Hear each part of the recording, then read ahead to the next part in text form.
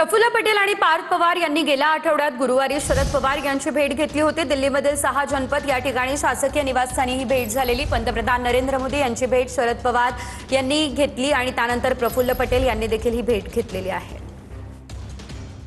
या संदर्भात अधिकची अपडेट आमचे प्रतिनिधी अक्षय मंकणी यांच्याकडून घेऊयात। अक्षय, आपण पाहतोय सध्या हा भेटीगाठींचा सिलसिला सुरू झालेला आहे, काय अपडेट या संदर्भात?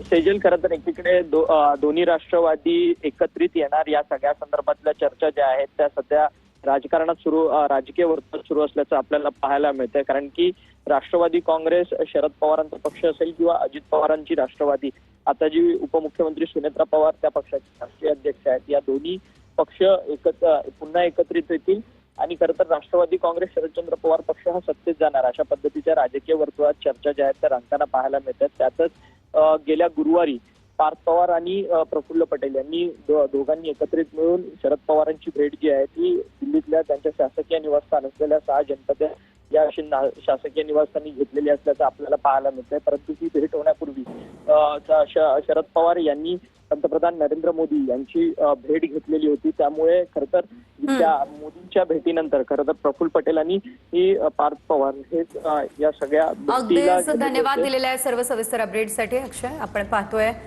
ही भेटीगाठींचा सिलसिला सुरू झालेला आहे। प्रफुल्ल पटेल, पार्थ पवारांनी गेल्या आठवड्यात शरद पवार यांची भेट घेतलेली होती।